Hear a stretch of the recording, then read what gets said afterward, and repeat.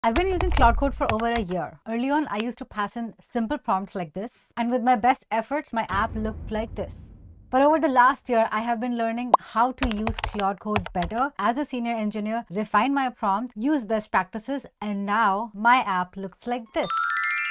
Oh, by the way, I didn't write a single line of code in this. This is all written by Claude. In this video, I'll show you the best practices I've learned over 1 year of building with Claude Code without burning through my token budget. Hello everyone, my name is Shruti Kapoor, and on this channel, I help you become a more productive developer by helping you focus on your fundamental skills and teaching you the productivity tips that are needed to succeed in today's AI world. I want to give a big shout out to today's sponsor, which is JetBrains, who's also the creator of WebStorm, which is an IDE that I have been loving over the years. It comes battery included with everything that you need, and Claude Code is integrated as a first-class plugin within WebStorm. You can use promo code Shruti to get 3 months of WebStorm for free. Check out the link in the description. First up, let's try running Claude with a basic prompt. I'm going to tell Claude to build a React component that fetches a list of all my videos from my YouTube channel. Now, Claude is going to do its best guess to understand what my best practices are, which is actually based off of its training of general React repos. Claude doesn't know what stack you prefer and what your best practices are. Based on what Claude knows about best practices of building React components, it has created this app. Now, from the looks of it, it actually looks pretty nice. You'll see that there's a nice hover effect, but if you look closely, you'll find some problems. First of all, there are some videos that are repeated like this one. And if you notice, this is not accessible. So I'm using mouse keys to navigate between this component, and I'm not able to move past the first item. So it is only tabbable, but it's not keyboard accessible using arrow keys. And that is a problem. We want to build accessible components. And Claude doesn't know that because we haven't set in our best practices. This is from a UI perspective. But if you look at the code, there's a lot more problems here. First of all, this is a huge file and it uses use effect to fetch data. Everything is happening on the client side, and these components are not reusable. The first attempt is decent, but we can produce much better results by refining how we use Claude. First best practice, gather requirement and start in plan mode. This is you working like an engineer and thinking about this project like you would do at work, where you gather requirements first, understand what are the technical specifications of the product that we're going to build, make a plan for it, make an architecture, and then start implementing. Think about the functionality we are going to implement and the libraries we want to use. Now, first up, I'm going to switch to plan mode. Then I'm going to make sure that I'm using the highest model available for planning. At the time of recording this video, I have Fable 5 for free. So let's try this. And the third step is to make sure that my prompt itself is more defined and has a better structure. So I'm going to give it a tech stack, which is React with TypeScript. I'm going to say use handstack query for data fetching and caching, and use YouTube's latest API. I'm going to define the features that I want this app to have. So I'm going to say that there should be a search bar at the top so you can search for people's name. I want the videos to be displayed in a grid that matches what YouTube's layout looks like. So I'm now defining what the UI should look like,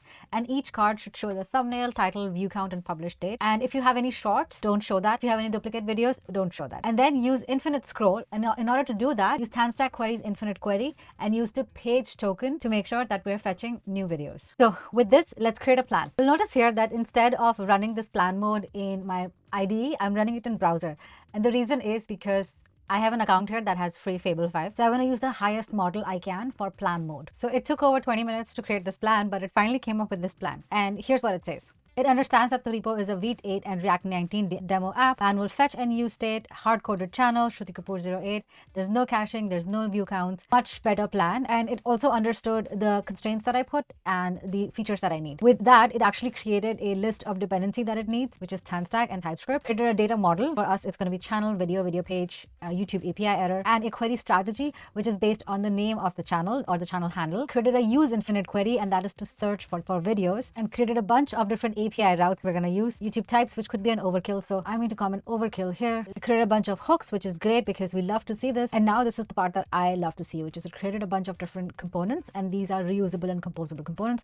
So it's got channel explorer, search bar, video feed, video grid, video card, and so on. All right, let's accept this plan, implement this, and see what it shows. And you'll notice that the component itself looks pretty clean as well. We've got a search bar here and the video feed here. Now, main thing I want to also see is that I was actually able to remove use effects to fetch data. It's actually using handstack query to fetch data, which is what we recommended in the plan. So far, it looks great. But now what happens if somebody else has to create a new component in their IDE? They would have to start over all again and provide all of this plan again, where they have to describe the architecture, describe the coding practices, and that is a waste of time. Instead of starting from a blank slate, you can actually give your team members context of what the best practices of your team are by using Claude memory. Even for you, when you're starting a new session, Claude will not have context of the previous session, especially if your context is cleared. So Claude is a way to load from memory or load from a previous context by using Claude.md. And that is best practice number 2. Provide context to your best practices using Claude.md. So given that I have just created a plan and my context has all of this fresh data, I want to make sure that I'm using all of this data to create my new Claude memory. I'm going to ask Claude to create Claude.md using the best practices that I just shared and include the following. What I'm asking Claude to do is to use everything that I just shared from its context and create a Claude.md that has the common bash commands for this project. The stack that I typically use, for me, it's going to be React TypeScript. I also often use Next.js app router, and the code style rules like no default exports, the architectural decisions we made, which is why we use TanStack query, why we use this over that, and the rules. Rules are important because rules make sure that if you have things that you definitely don't want to do, like skip accessibility or commit your secrets, which I definitely have done, you add that to your Claude.md, so it always gets taken care of. I created a Claude.md file, but it's not in the right folder, so I'm going to create a folder here called .claude, and this is where the Claude.md file goes. So this gives Claude memory for the future sessions. And now when I see what's in the memory, it shows that Claude.md is already part of this memory, which means that I'm not starting from a blank slate. This can be extremely useful when you want to share your best practices across your team. Now, using Claude.md for best practices within your organization works really well, but you can also use best practices that other organizations have created using skills. So best practice number 3, use skills and MCP for better context. Let's take a look at how to add skills. One of the best skills available today for React is by Vercel. They've created a React best practices repo where you can find the best practices that you should be following when creating React components. I recommend that you check out this repo and read it. It's worth your time. These skills have been extremely helpful in creating optimized components for my React repo.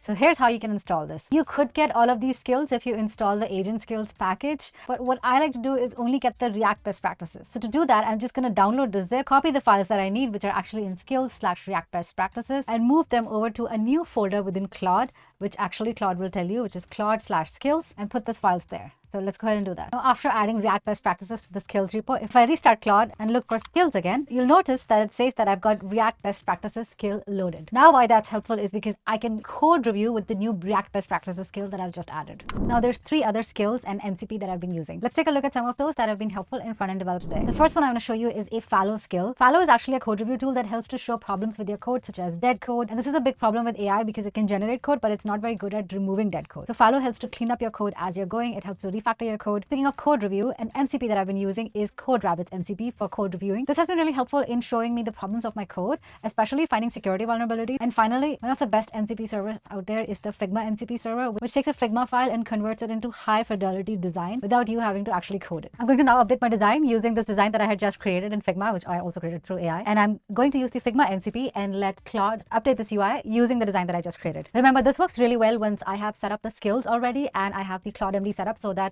when Claude is writing code, it already knows the coding formats that I like to follow and the style guide that I like to follow. I'm going to cheat a little bit and I'm going to use this screenshot of the Figma design that I created, and I'm going to paste that within Claude Code on the web, which actually allows for file uploads. And then I'm going to ask it to use this Figma file and update the design. Now, if I had the node layer, which you probably will if you're working on an enterprise, you can just pass that on to your MCP. I don't have the node layer because I don't have pro account and I'm cheap. I don't want to pay for pro account in Figma. So this is just a jugaad. And with that, here's the final design it came up with. This is pretty close to the Figma design I had, and it also maintains the keyboard accessibility that I had already built. Plus, it uses the same code style I had with the best practices of using use memo, use callback, and TanStack query for data fetching. Okay, so my Claude credits ran out, so I had to take an hour-long break.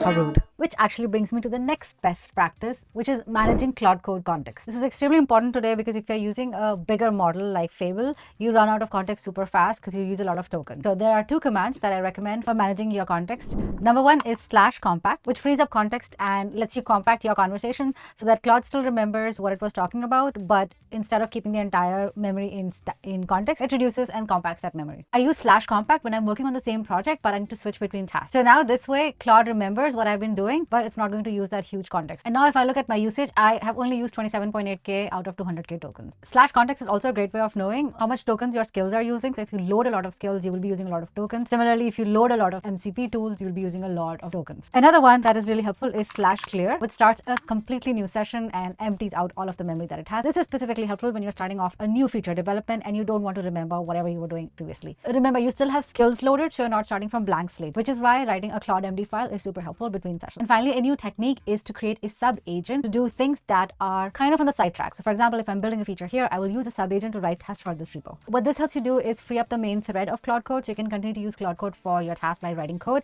and then spawn a new agent or a sub-agent that can do side tasks like writing tests or like doing some more research. And this just helps to keep the context clean. And finally, this is the best practice that I learned recently, which is CLAUDE.md actually is used 80% of the time. It's kind of advisory. But if you want to make sure that something is run 100% of the time, don't put it in CLAUDE.md, put it as a hook. Let's take a look how. So Claude creates this file called settings.local.json, and in here, Claude will write all the permissions that you allow, but you can specify hooks that you want Claude to definitely use. So I've added 2 hooks here. One is that run prettier every time Claude has written a file, and second is to look for any TypeScript errors anytime Claude has edited a file or written a file. These hooks will run at the end of every edit that Claude makes, making sure that my files not only are formatted properly, but are also type checked every time. You can do a post tool use, which runs at the end of the tool, which is Claude, or you can do a pre-tool use. So you can add things like maybe don't drop all the tables or don't commit end files, things like that. Here's a bonus tip for you. As you're writing the code, make sure that you're putting up guardrails for Claude to test your code against as it is writing it. You saw one example where I asked Claude to create a sub-agent to write test for this app. That is to make sure that any code that Claude is writing is not breaking existing functionality and it is being tested against a test suite. You also want to make sure that AI is not the only one writing your test suite. You should be the one taking a look at your test suite and writing that.